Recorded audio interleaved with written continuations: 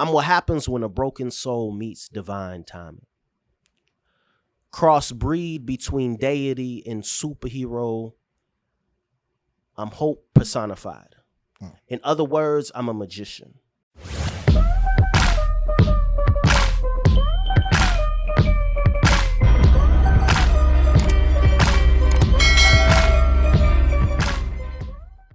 Welcome to another episode of Attractive Mindset. And today's guest, this man, this legend in the community, I've seen him come in rooms and command silence with just a few words and not telling them shut up either. You know what I'm saying? Like just the level of championship mentality this dude has.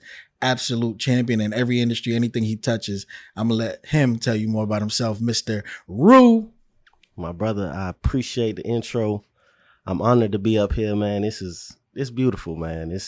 I love to see my brothers elevate and continue to just thrive in whatever industry they put their mind to.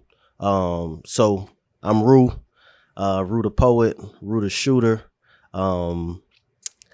Just a little bit about me. I travel all over and I just use my words to impact, inspire, motivate, and just remind people why they're not alone in their struggles. I'm a firm believer that anytime you touch a platform, you should speak life into people. And that's just who I am. That's what I'm all about.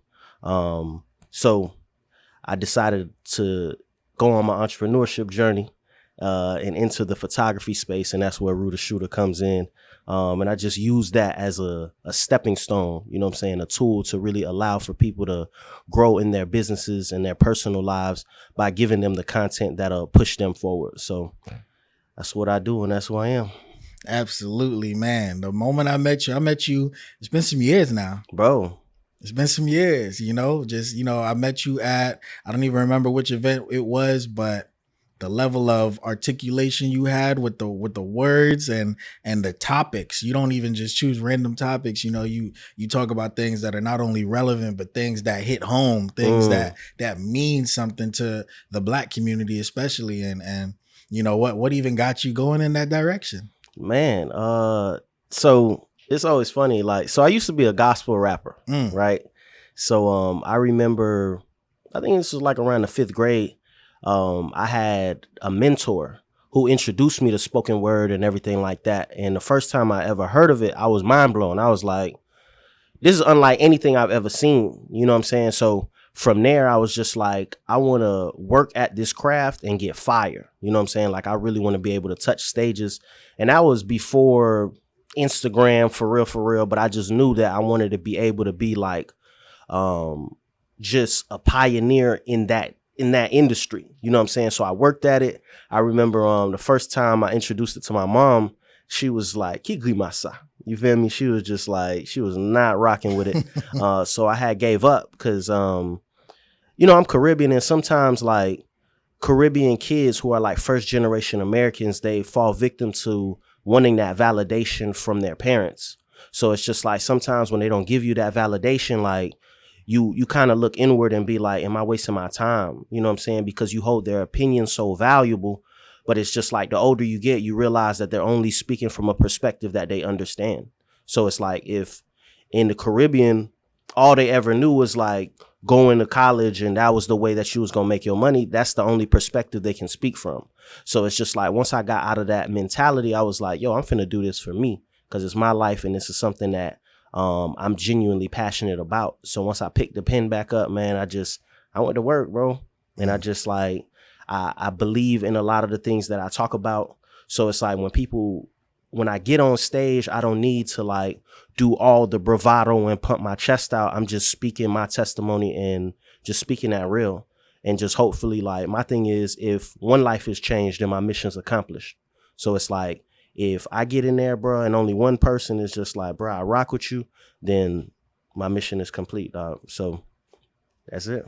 Love that. That's an attractive mindset right there. So, with your mom not agreeing with you taking that route, even though it's not like a trap rap route or anything like that, where do you feel like you developed that mindset from? I think because I love music as well. You know what I'm saying? I make music, and I think that sometimes you need that chip on your shoulder. A lot of people don't even realize that that chip on their shoulder is what propelled them to where they are now. And I think that for the longest, because it wasn't just my mom, it was my father as well. It's like I always wanted to prove them wrong. You know what I'm saying? But over the years, I realized that like we put too much energy in trying to prove other people wrong when we just need to put the energy into proving ourselves right. You feel me? I knew I was right all along. I knew that like what I believed in and what I wanted to accomplish that I could. So it's like I don't necessarily need that chip, because it's like what a lot of people what they struggle with is when they no longer have that chip and they're finally making the money, or the people finally believe in them, they no longer have a purpose, because that hunger and that desire and that mentality that they had to go after it, it was only to prove someone else wrong. So when people start believing in them and they get the money and they get everything, they lose sight of what's important. And that's why having like a central purpose and just like a pillar that you can rely on and you genuinely believe in, that's why it's so important in any industry, because that's the thing, that's the driving force that keeps you going. And so what about your friends at that time, Lynn? How did they adapt to you becoming this, spoken word kind of figure? I've always surrounded myself with people that like were go-getters and people that just allow for me to thrive in my genius. So it's like if I come to you and I'm just like, yo, I ain't gonna lie, bro, I'm thinking about doing this. They look at me and they're like, go for it. You feel me? Like, show me what you're talking about. Because at the time, spoken word is still not like the most popular thing. Yeah. You know what I'm saying? A lot of people, their introduction to spoken word is like Love Jones or, you know what I'm saying? Stuff like that. So people they don't necessarily have an idea of what it's really like. And what I realized is a lot of times whenever I perform, that's people's first introduction to that type of spoken word, that type of poetry. So it's like after shows, people be like, yo, like, I ain't never seen something like that. And the bigger I got, the more I realized that I started getting booked for things that weren't poetry related. Like I done performed at dang, what is this called? It's a dance competition at FAU. I'm drawing a blank. They're gonna be so mad at me, but whatever. It's this dance competition at FAU, and it's like it's strictly about dance. But they booked me to perform poetry on stage, and it's like that's like a small example of just so many performances that I've had that were just unrelated to poetry at all, where people are like, yo, like I really rock with your, can we curse on here? Yeah. Oh, okay, yeah. You know what I'm saying? People are like, yo, I really fuck with your talent. And although like this ain't got nothing to do with poetry or anything performance related in that regard, I still want you to come and shut it down. So it's just I don't know. I think being like people's first taste to that's something that I enjoy as well too. Okay. And so give us like what it looks like if somebody's like, hey, I want to book you for this performance slot. Like, what are your parameters? Like, how long do you know are you gonna make something new? Is it something that you have already? Like, how does that work for you? So that's a great question. So it really depends on the event, because I have a lot of pieces. You know what I'm saying? I've been writing for some time. So normally when people want me to perform, often they've already seen me perform. So they don't even need a new piece. They'd be like, yo, I need you to go up there and just do you. You know what I'm saying? Whatever you feeling that day, go do that. Because I got a lot of different pieces for a lot of different moods. So it's just like, I would say that I've worked on my craft enough to where like, so actually let me give you a backstory. So I slam as well, like do poetry slams and stuff like that. So when it comes to poetry slams, there's technique and there's strategy. You feel me? If you want to win and shift the room. So in poetry slams, a lot of people use pieces that are like heavy, you know what I'm saying? Where people talk about rape, or if gay people want to talk about their experience being gay, and you know what I'm saying? Stuff like that. So it's like you could go into a room and everybody is just dropping pieces that's just deep. You feel me? And a strategy would be like, instead of going up and giving them another deep piece, I'm going to give them something happy or something motivating or something inspiring, and it'll completely shift the room. You get what I'm saying? So it's like with the slam background, I just have the ability to go into a room and just kind of feel the energy in there and line up my set based off of how the room is is feeling. You get what I'm saying? Gotcha. So it's like when people book me, they just trust in my ability to just read the room and be able to deliver on that.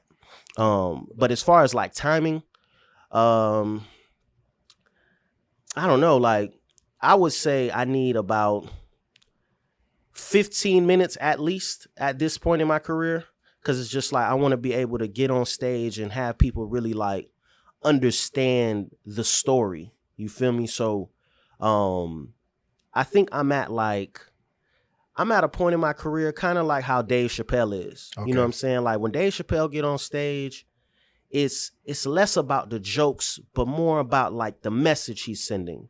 And it's like that's where I'm at right now. Like in between my pieces, I'm always giving just the backstory to everything and talking to people and speaking life. And it's kind of funny because people can't differentiate between the actual piece and me just kind of talking. You know what I'm saying? Because that's just how I am. So it's like I would say definitely 15 to 20 minutes if you want something solid.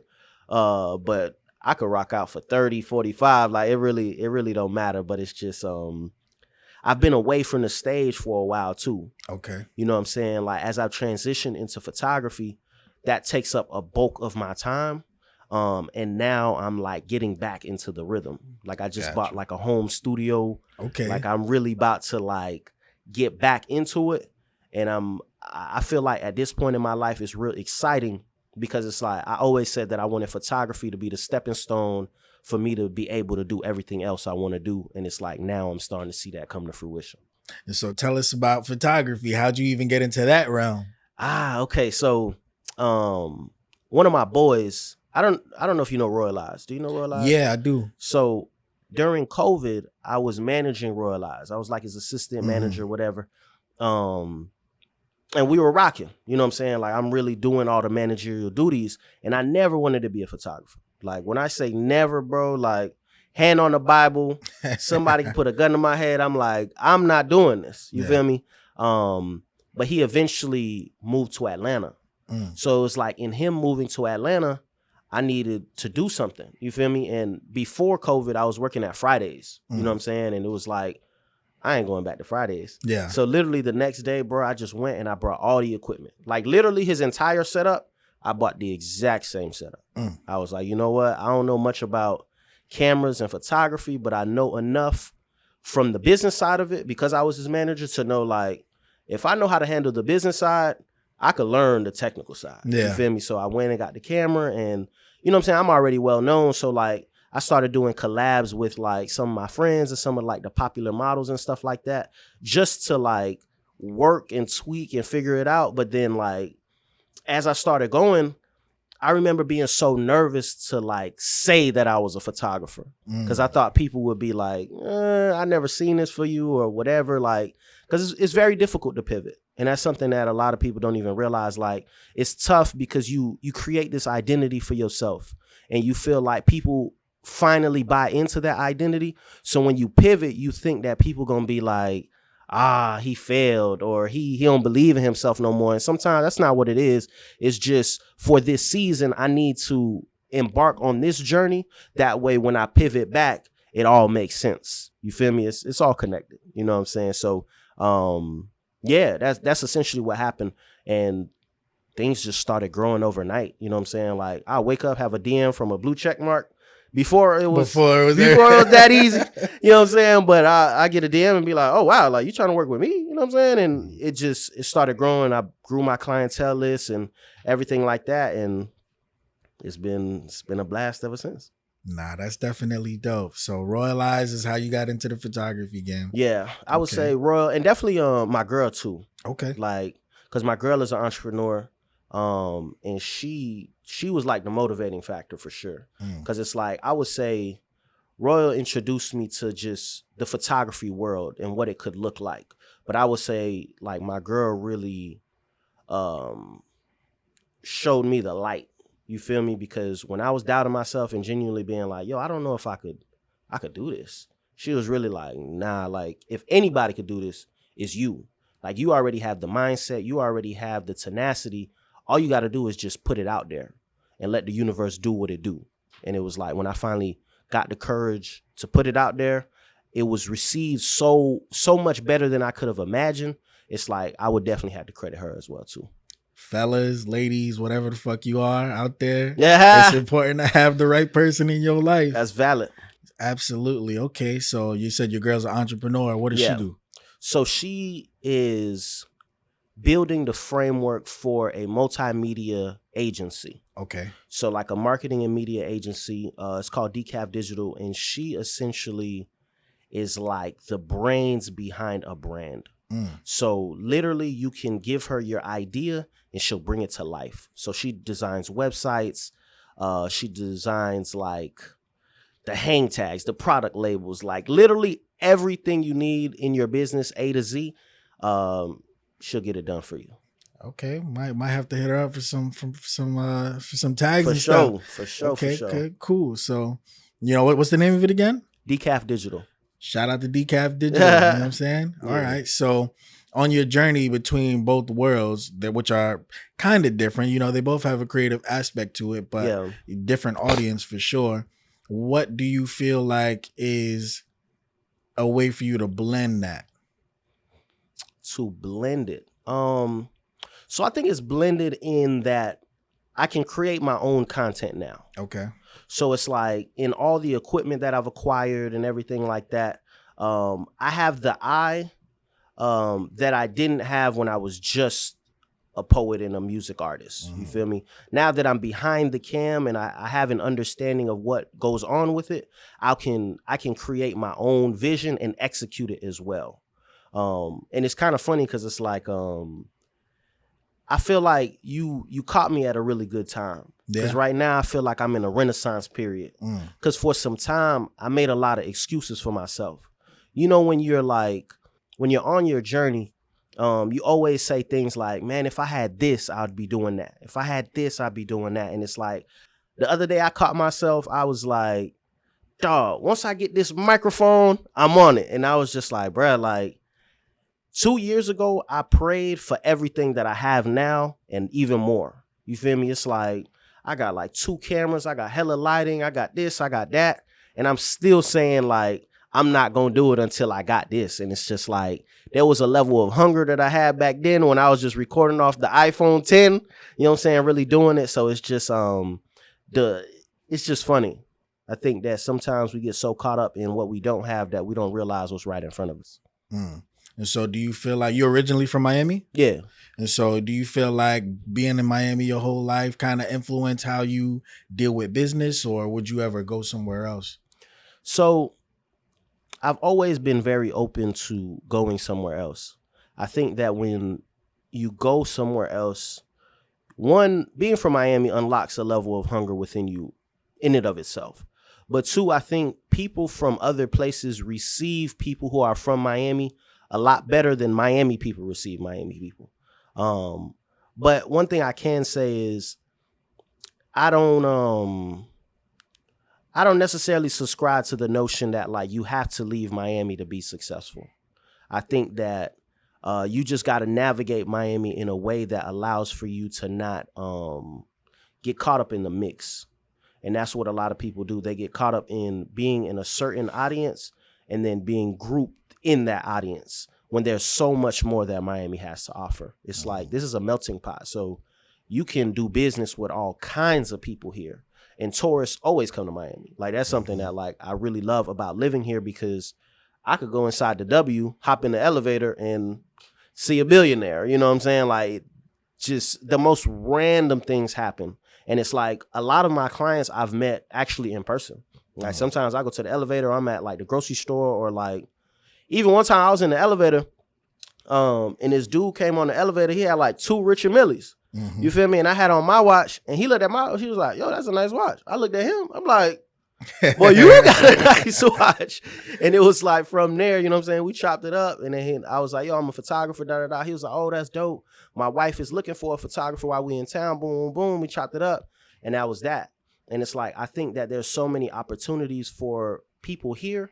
But the thing about people from Miami is I do feel like sometimes we have this entitled kind of atmosphere about us where we want people to approach us. Mm. Like the Southern hospitality that other states have, we don't necessarily have it here. So a lot of people don't like talking. And I might see you in the elevator and be like, hey, and people will be like, oh, he being friendly. When in reality, it's just, you really never know. You know what I'm Facts. saying? You never know who's in your vicinity. And it's like, I think that, I forgot what your original question is, but yeah, that's pretty much it. Nah, I mean, you answered it good, because the Miami lifestyle is definitely like that. And I ended up making a quote the other day, and the quote was, you know, when people feel like they're doing better than you, Yeah. they'll help you.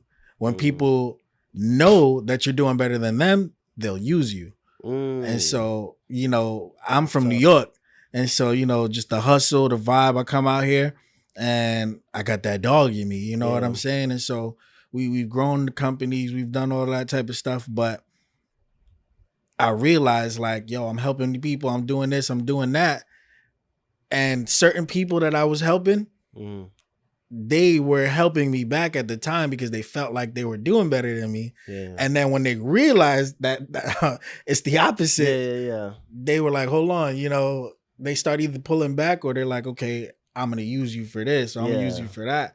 And so that's when I really started to just dial back a little bit and start, you know, closing up that circle. You know, Miami culture is definitely a culture that, you know, and I've been out here since 2016. I got a 9-5 phone number now. So, you know what I'm saying? That boy official now. You know what I'm saying? I still got my 718. I got 2 phones. And so, you know, with the combination of Miami and New York, Miami, I agree, definitely gives you a certain level of hustle that you have to have, because there's so much shit going on out here and it's not cheap. It's not cheap. And so if you really not in that element of getting to the bag, like, you're gonna drown. Yeah. You know, no shots at the submarine, but you're gonna get, it's gonna, you're gonna disappear. Yeah, that's tough. That's tough. And so, you know, but you know, what do you feel like would have to happen for your business to the next level for you to like implement team? You know, is that even possible in the spoken word realm? How would you formulate, you know, something to where it may not be 100% you? I know you could do a photography, you know, building a company, building whatever, but at what point do you feel like you need to branch that out? If you want to branch that out.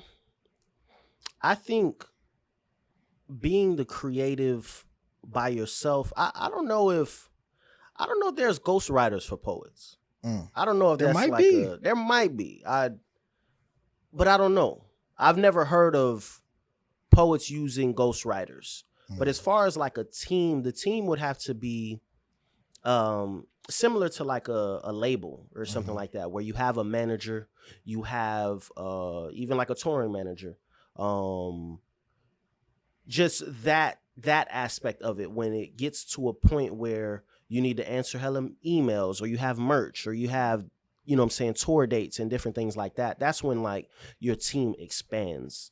But I definitely want to get to that level, because it's just like, to me, when I see guys like Kevin Hart or just certain comedians be able to go on stage and command a room of 20,000, 30,000 people, I always look at it and be like, why can't poetry enter that realm? You get what I'm saying? Because music, a lot of people can relate to music. And it's just like, I could understand why concerts exist. But it's like, the thing I like about comedy is you just have a mic, you just have your voice, and you just speaking to the people. And a lot of people are receptive to hearing what is either going to make them laugh or what is just going to make them feel. Because a lot of people just don't feel anymore. We live in a world that's just becoming increasingly harder to just exist in. You know what I'm saying? So with poetry, similar to comedy, I want to be able to fill up rooms, you know what I'm saying, and speak to the masses. So it's just in scaling, I definitely want to, you need so many different people, you know what I'm saying? You need a marketing guy that'll be able to advertise and really get your name out there. So the sky's the limit, bro. I mean, I definitely agree with that. I guess where I was really trying to go with that was like, would you want to throw your own events and bring on other poets and bring on other, you know, slammers and everything like that to kind of just broaden, a Roo the Poet production Yeah. kind of field, because you could also provide the photographic, videographic element to it, but Yeah. then you have the actual essence of the event. Because out here, you the last event that I saw you at, Mm-hmm. and even that was a hole in the wall for me because I randomly ended up there, was the Just John event. Mm. Yeah, that was the last event I Was saw the at the last Just one. John. Okay. And so it's like, man, there's a market and people want to hear it, but Mm-hmm. you just got to put it out there. So Yeah. So the thing that's tough about just the poetry community here is that like every now and then there's a show that pops up. Like somebody produces a show that pops up, and depending on the consistency of it, it it'll really show like how long lasting it can be. mm, So things can be here today, gone tomorrow. So that's one thing that I noticed about like the Miami like poetry subculture is just you'll have a show that's like popping, people pulling up, whatever the case may be, but then a couple months later nobody's coming to the show and now they gotta close it down. But I think for me, I think honestly what I want to do is I want to create a show that is more of an event than just like a casual date night. You know what I'm got you. saying? Like I want people to be like, I gotta be in the building. You know what I'm saying? Like if I'm not there, like I'm tripping. You feel me? Like that's the type of atmosphere that I wanna create. Like I want similar to how like Eddie Murphy back in the day, like what he did for comedy, he made like and Steve Harvey and them with the Hmm. Kings of Comedy, they made that like an event. It made it Yeah, something where you wanted to dress up. And Eddie Murphy made it feel like I'm a rock star at this. You know what I'm saying? I'm a comedic rock star. I'm really doing this. Like I want for poetry to feel like that, where people gonna want to dress up, put on their Sunday's best. They want to really step for real. And that's what I want to do. And that's what I've been working on because I've been approached by a lot of people to, you know what I'm saying, throw my own event and they'll give me a venue or whatever the case may be. But it's like, I want, I want it to be right. You know what I'm saying? I want to do it the right way. And it's like, there's nothing against the hole in the walls because the hole in the walls have helped me curate, craft, and just practice everything that I've needed. But like, I do want for the experience itself to have like a luxury feel. You know what I'm got saying? it. Because I feel like spoken word and poetry, it's an art that deserves to be respected in that way. You know what I'm saying? And I want to present it in a way that people have never really seen. So it's just like I want to grab some of the dopest, hottest young poets and really put on something that people can come in and be like, nah, like what they cooking over there is something that's special and is going to be remembered for years. So that's the vibe. So do you feel like it requires you to have an upscale kind of venue to do something like that? Is it more so geared towards your marketing? Like, because they definitely have those fields out here and those different type of, demographics of people. Yeah. The shows that I've seen you at, you're absolutely 100% correct. They're just kind of, this is happening at this point and Yeah. we'll know if it's going to happen again or when it's going to happen again. But, it's just that there and it's not really an upscale toward a type of vibe. But would you have to cater your, I don't know what you call them, like scripts Hmm. or poems for that type of audience, or would you deliver the same? So in my mind, the way that I envision it, because the beauty of the hole in the walls is just it's community. Mm, So I want to blend that community and that family feel, but make it just an experience that is unforgettable. You know what I'm saying? Where people feel like uh this is a 5-star experience. You know what I'm saying? Where people can get food and people can get drinks and people can uh network and be in a building with uh other dope people. You know what I'm saying? Like, and that's just the energy that I want the entire experience to provide. What was your actual question? I don't even remember myself. I just be going off the top. Yeah, but yeah, like I just the vision that I have in my mind for what I want it to be, like I want it to be like a show-stopping type of atmosphere. Okay. Where just genuinely, like, you know how like certain events come to the city and you're just like, I gotta go. Like, no matter what, I don't care how much it costs, whatever, I gotta be there. Mhm. Like, that's the type of vibe that I want to facilitate. Like, I just want for it to be a no-brainer. Like, as much as there's so much going on in the city, I want, when I throw it, for it to be like, I don't care what's going on at night, I'm there. Okay.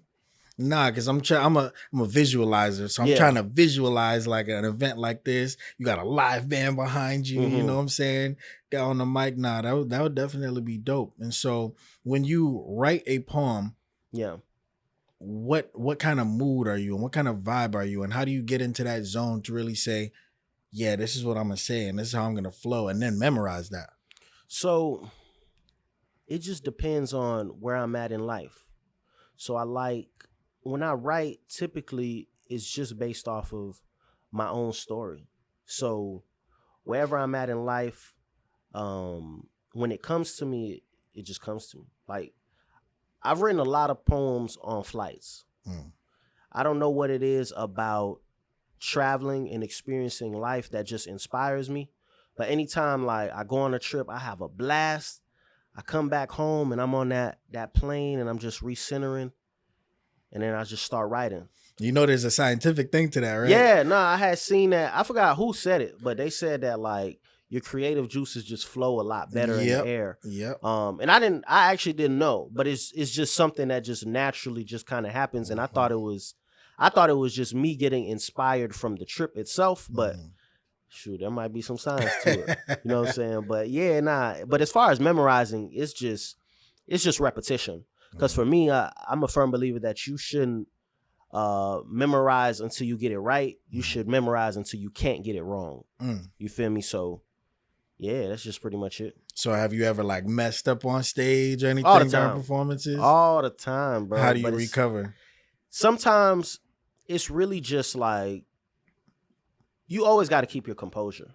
You know what I'm saying? Like, I know I messed up, but if I'm snapping the whole poem, you might think that's just a part of the poem. You know what I'm saying? Like, sometimes I'll repeat what I said. So that's one thing that's beautiful about poetry, is people will hit you with the rewind, you know what I'm saying, and stuff like that. But like, let's say I forget, I might rewind myself. You feel me? I might get to a point I mess up and I really can't catch myself, and I'll be like, man, y'all ain't hearing me, dog. Man, what y'all talking about? And then I'll bring it back. And then once I bring it back, you know what I'm saying, people thinking I'm feeling myself, but they caught up in it, so they like that bravado, you know what I'm saying? But really, I'm just trying to catch myself. Gotcha. You feel me? But other times I might just freestyle. Okay. Because if I'm in the zone and I'm really feeling it, then I might keep going and add to another part of that piece and then get back to where I'm supposed to be. So it's like, for somebody who's heard me already, they'll be like, oh, nah, I never heard that part of this. You know what I'm saying? And they'll be like, oh, okay, bet. That's fire. But to somebody who never heard the poem, they just gonna be like, hey, it sounds fire to me. So that's really what happens. So can you give the audience a little snippet of something real quick? I don't really have. So I can say this. I'm what happens when a broken soul meets divine timing. Crossbreed between deity and superhero. I'm hope personified. In other words, I'm a magician. I'm what happens. I turn doubters into believers. Actually, that's all I got. I know I put you on the spot. You put me on the spot. I'm like, no, that was funny. good though. What's funny is I messed up there. You know what I'm saying? But it's like, you just keep going. Like, that's really all it is. Yeah, when it comes to freestyling, like I don't know. Like, I'm weirdly good at it. I don't want to say I can't. I can write, but I can freestyle better. It doesn't make sense to me because the way my brain just articulates it, and I'm not an artist, you know, per se, but I do want to get into ghostwriting and I do want to write about certain things, but literally anything, dog. Like I could just really get there and I'm just like, it flows, you know? So I feel like in a past life or something, I might have been a musician or something, you know what I'm saying? And that's powerful. Like, I really love connecting with people that just have that ability to, you know, off top just drop something, and it makes sense, Yeah. especially when it's a freestyle. Like battle rappers, and with the rebuttals they have, Yeah. It'd be cold. it's an art. Okay. And so with the photography now, Mm-hmm. do you feel like, how long do you feel like you want to stay in that category? I know it's not something that you wanted to get into, and you said you're using it as a stepping stone. So Yeah. is it the stepping stone for the poetry, or Yeah. do you have something else in mind? So, with photography, I want to become a resource. Okay. So like I'm in the process right now of creating like a couple ebooks. And I want to open up like an academy. So I really want to be a resource for photographers who don't necessarily understand the business side of it, so that they can generate the money that they actually want to make. Cause it's like, well, you're a photographer, you know what I'm saying? Like you got your own production. Like you understand, you come across photographers who are talented, but they just not making the money and landing the clients that they want. You know what I'm saying? I think that there's so much money in photography, especially in the specific niches that are around here, that I think everybody should be able to eat off of this. You know what I'm saying? If you spending 2, 3, 4 bands on your equipment, I think you should be able to at least make 2, 3, 4 bands a month, if not a week. Yeah. You know what I'm saying? So it's like when people come to me and they're like, bruh, I don't even make 500 a month. I'm like, that's unacceptable. You know what I'm saying? Like that's just unacceptable. So right now, I want to transition into being a resource, and for people to obviously like invest in themselves by getting my educational content and stuff like that. So that's the next step for me. But as far as like in totality, I do want to transition into the more of an entrepreneurial space, because I really want to create a couple different streams of passive income, because I love traveling. And honestly, like when people talk about their dream jobs, I don't dream of working. You know what I'm saying? And it's like, as much fun as photography is, editing and doing all of that, like it's work. You know what I'm saying? And there's days, obviously, because I'm a creative, there's days I wake up and I don't want to edit. You know what I'm saying? I have no desire to sit in front of the computer and really like retouch. You feel me? Sometimes I do kind of just want to chill. And I want to set myself up to be able to chill and still make money, bro.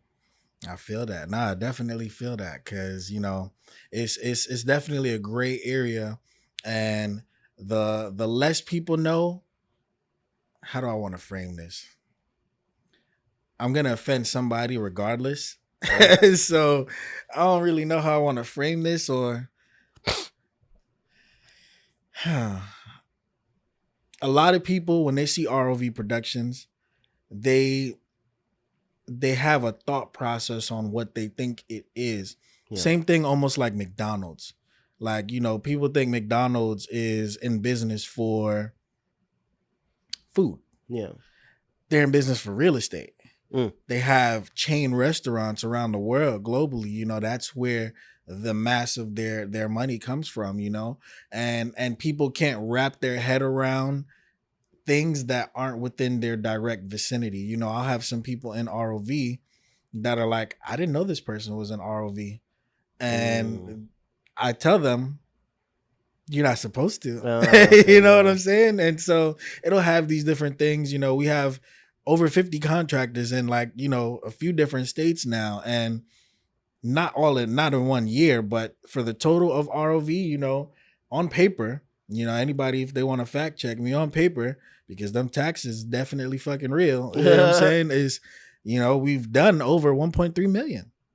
You know what I'm saying? So ROV is $1 million company, but the circumstances of what we do on a day-to-day, month-to-month may not seem like $1 million things. Right. And, you know, that's what a lot of people, I feel like, especially in the Miami atmosphere, they want the glam. They want you to be shooting these 10, 20, 30, $40,000 shoots all the time. Yeah. And that's not the reality of it. You know what I'm saying? When you go to McDonald's, you don't have like Five Guys type prices. You know what I'm saying? And that's okay, because there are times where we elevate the pricing to that kind of level. But, you know, I've had coaching sessions with a lot of other production people that trying to get them to understand that until you build that team level, until you build that foundation, you can't really go after the giants like that. You know what I'm saying? Like, because you can't do it by yourself. That's real. You can't do these things without a team and without people that you trust to a certain level,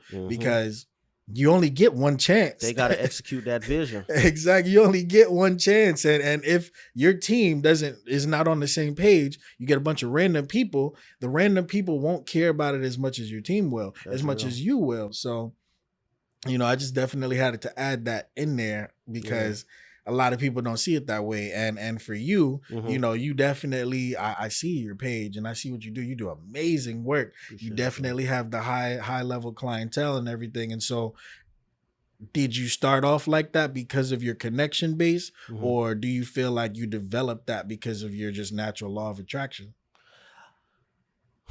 I would say both. I think that in my business, I have a level of intentionality.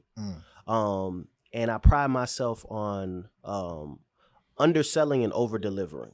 You get what I'm saying? So I think just in what I do on a day-to-day basis, I think when people talk about their experiences to me, because word of mouth marketing is everything. You know what I'm saying? So it's like when people talk about their experiences with me, they're just like, yo, like, this guy's phenomenal, down to earth, humble. Another thing, sure, I'm not a creep. You know what I'm saying? Like, that's a big part.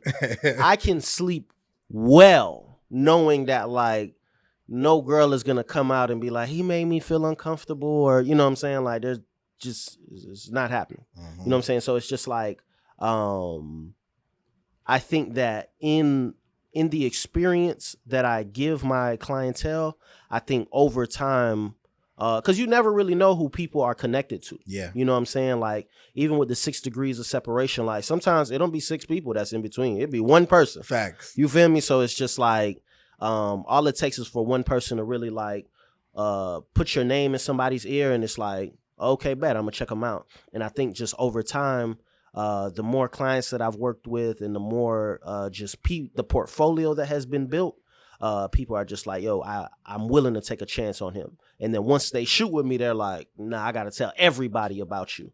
And one thing that I do appreciate about my clients is like, I know a lot of photographers, they struggle with people not necessarily tagging them. Like, the experience that I have, like, my clients be tagging me. You know what I'm saying? And they go above and beyond. They'll tag me on the picture. They'll tag me in the comments. They'll go to their store and be like, you gotta work with Roo the you know what I'm saying? And I genuinely appreciate that, because I invest in all of my clients. You know what I'm saying? Like, primarily I shoot a lot of e-commerce brands, and I believe in the brands. You know what I'm saying? So during the shoot, I'm giving people different ideas, like, yo, you should probably do this, you should probably do that. And people are appreciating the fact that I'm giving them free game, and I'm giving them like a third person perspective of what they should be doing. So it's like, when you're dealing with somebody who is giving you extra outside of the money, then it's just like, yo, you genuinely rock with me, and you don't see me as just like a paycheck or just dollar signs. You actually believe in me as a human being. And I think in being that and genuinely just being a genuine person, I think that resonates with people, and the attraction comes in because I attract a lot of genuine people as well.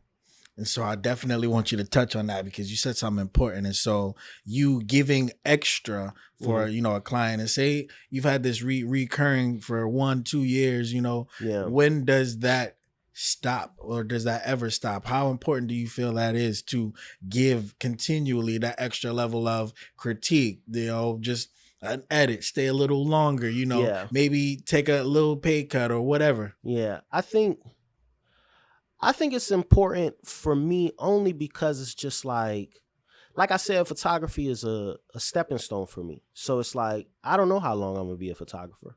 So it's just like, I genuinely care about the people that I'm servicing.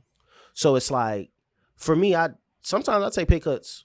You know what I'm saying? Like, I'll do a little extra, and I know that, like, on the back end, I may not necessarily make as much money as I was supposed to make, but it made my client happy.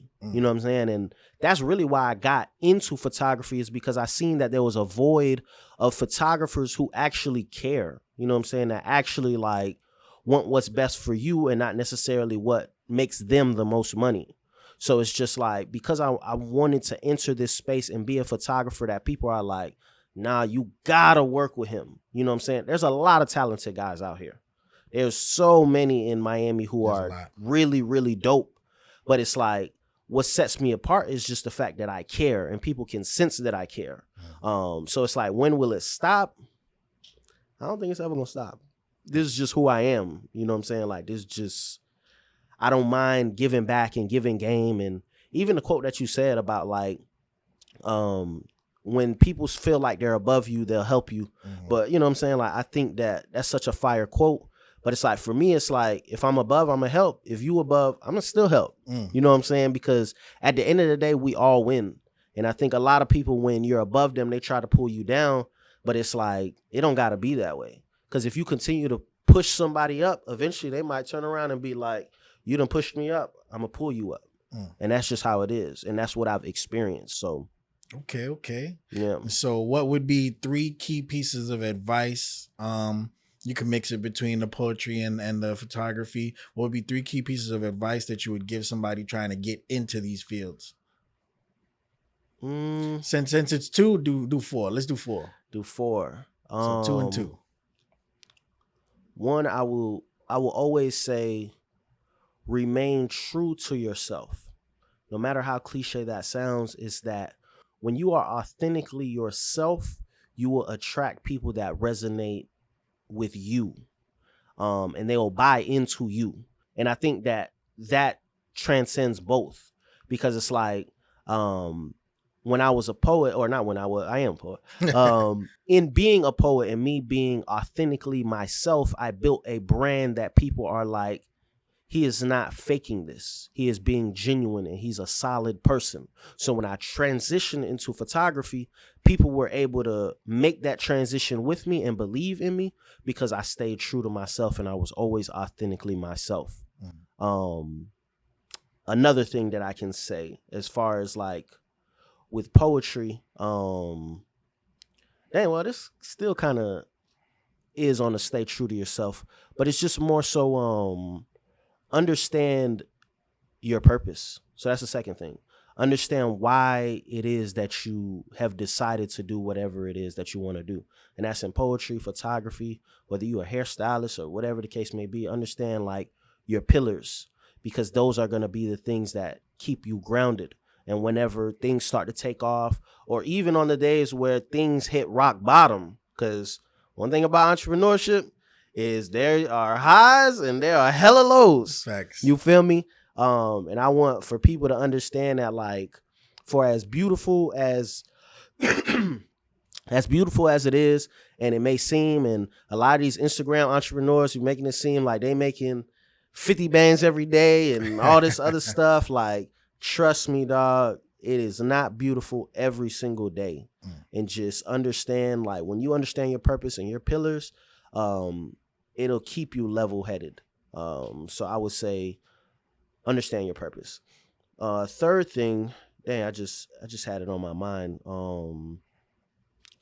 The first one was stay true to yourself. Second one was understanding your purpose. Third one, what would I say the third one is? Third thing that you should keep in mind is, dang, I really just had it on my mind. I just lost my train of thought. Networking, connections. Nah, definitely networking. One thing I can say about networking is, and that's good. So photographers always want to go shoot like Ari and Jada. You know what I'm saying? And they only got like 20 followers. You know what I'm saying? They only got a Canon T6i. They only got 3 shoots under their belt, and they want to go shoot Ari. And there's nothing wrong with aiming for the big influencers, but people need to learn how to network across. You feel me? Like, because all of us are striving for something greater. So it's like, just because this girl only has 3,000 followers doesn't necessarily mean that one day she won't have 50, 100, 500. You get what I'm saying? So it's like, the reason why I genuinely be connecting with all of my clients is because you really never know. Facts. You know what I'm saying? But in being genuine, I'm not hoping that you make it so that I can use that card. I genuinely want what's best for you. So I would suggest to photographers to understand that your vision is not only limited to when you're in that camera hole. It's when you could really look at a person and be like, yo, I believe in what you got going on. And whether you got 3,000 followers or 300,000 followers, I'm going to believe in you. You get what I'm saying? So definitely networking across, because it's like, I have clients that, when I started, so I got one client in particular. When I started shooting her, she had about 8,000 followers or something like that. And then she had built it up to like maybe 9,000 or 10,000. And we did a shoot and that went super viral. And now she's at like maybe like 38,000 or something like that. And it's like, I have like a couple clients where we shot, they went viral, and then they went up. So it's just like, one thing I always say is, every shoot that I do, I want to go viral, obviously. You feel me? Like, I want people to see my work. But it's just, if I treated that client when she had like 8,000 followers, like she was just like a regular, she wouldn't have enjoyed shooting with me. But it's like, in treating her like, yo, I believe that you could really do what it is that you're talking about. Now she's locked in. Now she don't want to shoot with nobody if it's not Roo the shooter. You feel me? So, and that's really the beauty of networking, because you never really know where it's going to go. So love that. You said 4. Yeah. So that's 3. Damn, you know, I had something that I wanted to say. I'm gonna leave it at 3. If I remember throughout the course of the rest of this, I'm gonna be like, here's my 4th one. But okay. I did have one that I wanted to say. Okay, but I need to remember. So what new stuff do you have coming up for the rest of 2023? We midway through, 6 months left. Midway through. I'm also, because I make music as well. I'm working on an EP. Okay. So the EP is on the way. But honestly, just new things, bro. I feel like I'm a new me, man. Okay, and it's like, gospel rap? No. That's what you I'm said. I'm not a gospel rapper no more, man. But I can always say that, like, God has been like the center of my life. You feel me? So regardless if I'm not a gospel rapper, I do think that people can always sense the light in me. You know what I'm saying? And that's just God just having a hand in everything that I do. But as far as like the music, I rap and sing, you know what I'm saying? And the way that I write my poetry is similar to how I write my music. I freestyle a lot. Dan, drop the beat. Let's hear something. Ah, man. You got me? It's a shade room. Ahead. Oh, Lord. Actually, no, I do acapella. Acapella. It costs to be the boss. I know the money gut comes with it. Insecure about the pounds, but eating good fits my image. Shit, I can't complain. The goal was to get my weight up. The scale don't always show the burdens that tend to weigh us. Yeah, you eating good, but your people in need. Don't judge a man off what he eat, but how he's willing to feed. I can't transfer the vision they ain't willing to see. Niggas always want the fruit, but they ain't planting the seeds, but that's expected. Seldom do niggas mount up to what's projected. Goals neglected. That's it. I'm gonna leave it at that, man. I'm gonna leave it at that. Goals neglected, feeling infected. Motherfuckers got goals getting directed by somebody like me who's well protected. Got it on their hip, and you know I'm well invested. Come on, talk to me, man. Talk to me. To slide on the EP with you real quick. Talk to me, dog. So what's this EP about? It's about the rebirth, man. The reinvention. I don't know, like I feel like I'm in a renaissance period for real. I think that where I was and who I want to be, they're getting closer to coming to fruition. You know what I'm saying? Like, I think that I'm constantly evolving, constantly reinventing myself every day, and I'm getting closer to the person that I want to be. Just in mindset and physicality and just everything. And I'm trying to blend everything all together. And I'm forgiving myself a lot more. I think that I used to beat myself down all the time because I wasn't where I wanted to be. But I think that I'm learning to give myself grace. Okay. You feel me? So I haven't found a title to the EP, but talking to you, I think it's going to have to be some centered around grace. Okay. And so in this rebirth, in this new version of you, what do you want people to feel when they hear this EP? So I want for people to feel inspired. I want for people to feel as though they can forgive themselves for the things that they have done in the past. And they have a brighter future to look for when it comes to tomorrow. I want to be the type of person that people who are transitioning and becoming enlightened in what life really has to offer. I want for them to be able to turn on my music and genuinely feel motivated to know that they can accomplish that. Okay, so you have more of a lyrical flow, obviously, like Yeah. a J. Cole, Kendrick kind of vibe. Yeah. Okay. That's like the type of vibe that I'm on. But I definitely make music for women as well. Mm, You know what I'm saying? So it's just I think that I make honest music. I okay. make music that like when people listen to it, they're just like, whether or not I've gone through that experience personally, I really rock with the fact that like he was able to put that on wax and just be real about it. And that's who I am. Okay, and so you rapping and singing, the singing definitely came from the church. Yeah. And so with the singing coming from the church, when you sing, those are similar but two completely different fields. And Yeah. so are you gonna blend that on the EP, or is it gonna be you just rapping?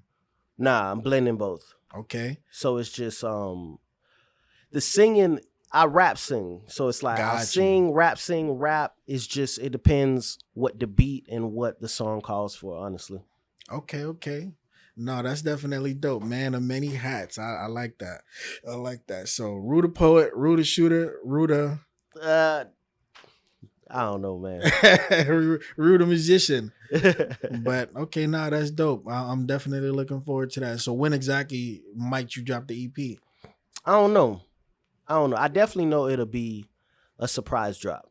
Okay. I think that for the longest I've held on to music, and that's Mhm. something that I beat myself up over as well, because one thing I've learned as an artist is you got to release the art while you're still in that mode, because it's like once you get out that mode and you listen to it, you're just like, I'm not that same person anymore, so it don't even hit the same. Mm. Like sometimes like I'll have songs that I've held on for so long that when I play it, you know what I'm saying, I can play you something, you'll be like, yo, you made this? Like this is hard. And I'm like, nah, it ain't that. But it's because I'm out of that place. So it's just Gotcha. like I think that now I want to get into the habit of when I create, just releasing it to the world and just allowing for people to consume. Okay. Nah, I mean, I really feel just hearing everything that you've said today, I really feel like you should throw a multifaceted event, you For know, sure. have the poetry, have the music, but also have the creatives, you bringing everybody under one roof and merging those type of industries, because it's just like something that 50 said. I won't even try to quote him, but they basically were saying like they didn't expect them to do well in the TV industry. Mm, You know what I'm saying? He was like, y'all thought I was supposed to be an artist and that's it? mm. And like, he said, I'm a businessman. And not only are the shows good, but he's making money, Yeah. and he's putting other people on in different aspects of it. And so I definitely see you in that type of light of just breaking down that barrier of I'm just this type of creative, because when it comes to creativity, on the right side of our brain versus the left side, left side is, all about the business, making the money and everything. The right side, once people label you as something, just like you said, they have a hard time separating you from that fact, or they think you failed at what you did before. And so they're Yeah. like, oh, but it's a pivot. Yeah. So I like that. Appreciate Okay, you, brother. okay. Well, I appreciate you definitely coming on the show. As y'all can tell, he has an attractive mindset. That law of attraction is strong. What I said in the beginning, commanding rooms as he walks in, the presentation. If y'all have never heard a show, when your next show? I don't even know, bro. I don't even know. I for the longest what's crazy is for the longest, bro, I turned down so many offers for shows. Mm. Like I was just in a zone where I just wanted to be locked in, bro. So it's like I don't have a scheduled next show date. But I know when I break out of this cycle and I announce I'm taking shows again, we back on the road. Okay, okay. I might have to, request you coming up soon. So Oh, hopefully man. it's soon. Man. But yeah, if y'all have never got a chance to hear Roo the Poet, you have some of your stuff like online. Yeah. So I'm on all streaming platforms. So Spotify, Apple Music under Roo the Poet. Instagram, Twitter, everything same as well. Roo the Poet. My photography is Roo the Shooter. So Roo is spelled ROO. So ROOTHEPOET. That's Roo the Poet, and ROOTHESHOOTER. Roo the Shooter. So that's where people can find me and really tap in and join the journey. Copy. Well, you heard it here first. And so make sure if you like, subscribe, share with a friend, get this message out there. If you want to be featured on the show, hit us up, let me know. And as we say, we look good, we live good, life is good. Talk to us, we talk back, and we out of here. We out of here.